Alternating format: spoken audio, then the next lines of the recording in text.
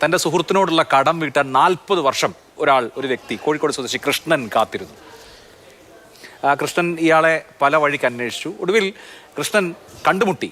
ആ കൂടിക്കാഴ്ചയ്ക്ക് വഴിയൊരുക്കിയത് മാതൃഭൂമി ന്യൂസാണ്. വളരെ സന്തോഷം നൽകിയ ഒരു വാർത്തയായിരുന്നു. കഴിഞ്ഞ വർഷം ഈ വാർത്ത മാതൃഭൂമി ന്യൂസ് സംപ്രേഷണം ചെയ്തിരുന്നു. ഭയങ്കര പ്രയാസ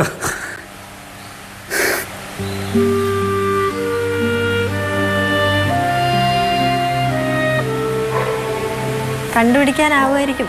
ഈ ഒരു വാർത്ത കണ്ട് അദ്ദേഹം ഈ ഒരു വാർത്ത കാണട്ടെ.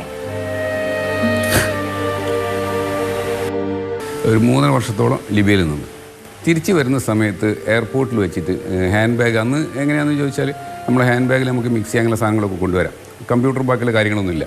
അങ്ങനെ ചെക്കിങ് കഴിഞ്ഞിട്ട് ഇത് വെയിറ്റ് നോക്കുന്ന സമയത്ത് കുറച്ച് തൂക്കം അധികം ഉണ്ടായിരുന്നു. ആ സമയത്ത് എൻ്റെ കയ്യിൽ ലിബിയൻ ദിനാറില്ലായിരുന്നു. അപ്പോൾ എന്നെ കൊണ്ടുവന്ന ഒരാളുണ്ട്, തിരുവനന്തപുരത്തുള്ള കണ്ണൻ എന്ന് പറഞ്ഞ ഒരാൾ.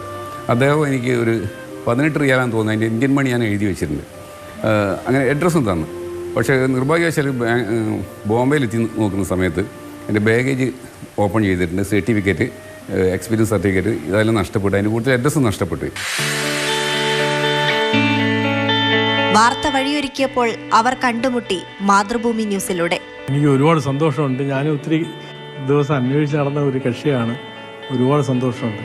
ഇടയ്ക്ക് ഓർക്കാറുണ്ട്, പുള്ളിയുടെ നമ്പരോ അഡ്രസ്സോ ഒന്നും ഇല്ലാത്തത് കാരണം കോൺടാക്ട് ചെയ്യാൻ പറ്റിയിട്ടില്ല. ഏറ്റവും കൂടുതൽ നന്ദി കാരണം വെച്ചാൽ മാതൃഭൂമിയിലെ എല്ലാ സ്റ്റാഫിനോടും. ഒരാളൊരു പേരെടുത്ത് പറയുന്നില്ല. അപ്പോൾ എനിക്ക് ഒരുപാട് സന്തോഷമുണ്ട്. അത് ഈ സന്തോഷം മാതൃഭൂമിയുടെ ഒരുപാട് നന്ദി പറയണം. ഇത്രയും കൊല്ലത്തിന് ശേഷം ഒരാളിനെ തപ്പിയെടുത്ത് തന്നതിന്.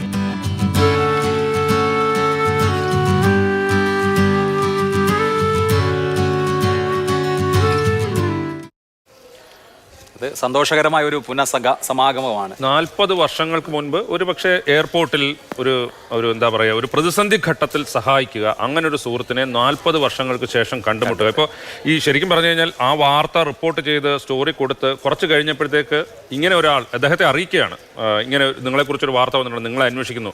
അത് ഡെസ്കിൽ നമ്മളുടെ അറിയുമ്പോഴും നമുക്കുണ്ടാക്കിയ ഒരു സന്തോഷം, ആ ഒരു പോസിറ്റീവ് എനർജി എന്ന് പറയുന്നത് അത് നൽകുന്ന ഊർജ്ജം ഒട്ടും ചെറുതല്ല. അതെ അതെ അതെ.